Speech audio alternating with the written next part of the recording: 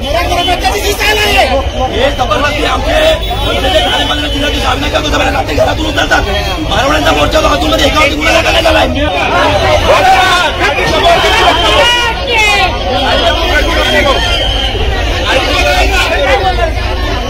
धर्मशाही है, धर्मशाही भाजपा को धर्मशाही आई है.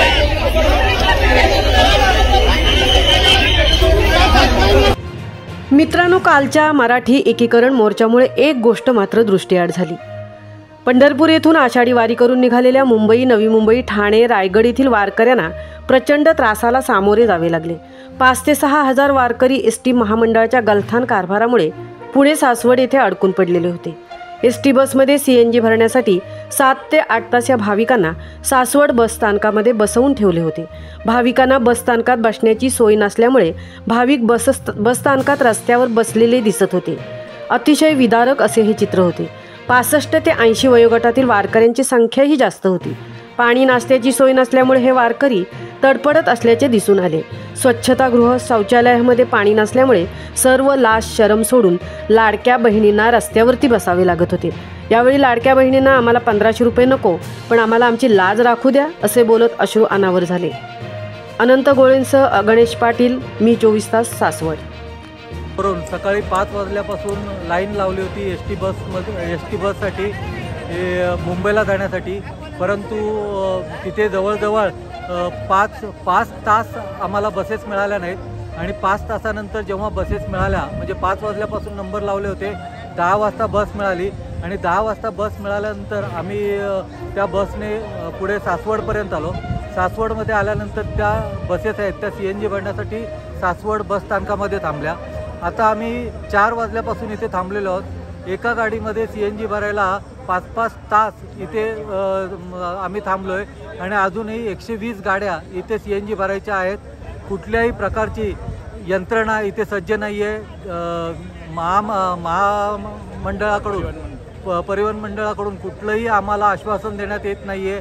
आता पोलीस पण इथे आलेले आहेत, कारण परिस्थिती हाताच्या बाहेर चाललेली आहे. 120 गाड्यांमध्ये सीएनजी हे भरणार कधी? आणि ऑलरेडी 5 तास आम्हाला झालेत. 5 तास झाले तरी अजून गाडी सीएनजीच्या लाईनमधून हललेली नाही. आत्तासुद्धा आमच्या गाडीचा 55वा नंबर आहे. एका गाडीला सीएनजी भरायला इथे 20 मिनटं ते अर्धा तास लागतो. विचार करा, 55वा नंबर आहे. ऑलरेडी आम्हाला 5 तास झालेले आहेत. आमच्या गाडीमध्ये सीएनजी कधी भरला जाणार? आम्हाला सरकारला विनंती आहे की तुम्ही जर 1 लाख पोलिसांची पंढरपूरमध्ये उभी करता, तर तुम्हाला एक साधा कॉन्स्टेबल चंद्रभागा बस स्थानकात उभा करता आला नाही. हा माझा प्रश्न प्रशासनाला आहे. जेव्हा मंत्री महोदय येतात, आरामात सपत्नीक पूजा करून जातात, परंतु आमच्यासारखा जो वारकरी आहे तो आज 5 तास फक्त पैसे भरून सुद्धा सीएनजी भरण्यासाठी इथे थांबलेला आहे. आणि असे माझ्यासारखे इथे 120 बसमध्ये वारकरी थांबलेले आहेत. 120 बसच्या वारकऱ्यांना 5 तास झाले अजून सीएनजी भरला जात नाहीये. उघड्यावरती बसले इथं आलेले. एक तर गाड्या तुम्ही सासवड मार्गे आणल्यात 100 किलोमीटर उलट्या फिरून. सीएनजी तुमचा जातोय तो जातोय. तुम्ही वाकडला किंवा चांदणी चौकातल्या सीएनजी पंढरपूरवरनं मुंबईला जाणाऱ्या गाड्यांना का देत नाही? 12 वाजता सकाळी आलेली लोक अजूनही त्यांच्या गाड्यांना सीएनजी भेटलेलं नाही. सासवडला सीएनजी भरण्यासाठी का गाड्या येतात? गुजरातला मेट्रो बांधण्यासाठी अर्ध्या दिवसाचा पॅकेज देता, हायटेक करता आणि पंढरपूर महाराष्ट्रातला प्रवासी टॅक्स महाराष्ट्रात पडतो आणि त्याच्यासाठी कुठली सुविधा नाही. वर्षातून येणारा आषाढी वारी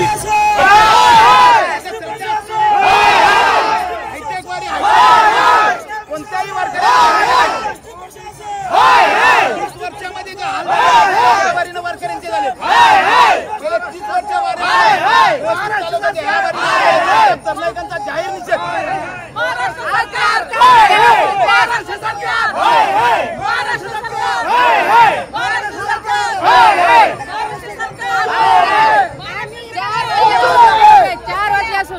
लोकांना काही सूचना नाही. एवढी भक्कम भरली. आज देवेंद्र फडणवीस सरकार झालं, सगळ्यांना मुक्ती होईल, सगळ्यांना बालाबल होईल. काय झालंय? गोरगरिबांना अन्याय झालाय. काय मिळलं? आणि प्रवासी आणि 7 वाजल्यापासून आले इथं काय मिळालं मला? गाड्या सोडत नाही, काही सोडत नाही. गाड्या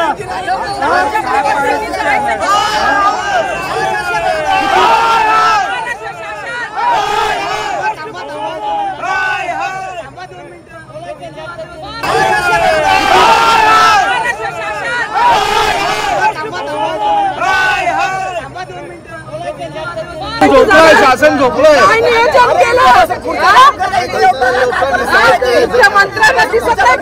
बंद प्रत्येक डेपो मध्ये डिझेल गाड्या असताना लोकलच्या सीएनजी गाड्या अलिबाग कर्जत कसारा किंवा पश्चिम महाराष्ट्र विदर्भातून कशासाठी मागवल्यात?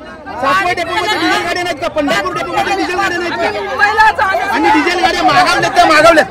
किंवा या महामंडळाच्या बेजबाबदारपणामुळे या भक्तांचे हाल होत आहेत.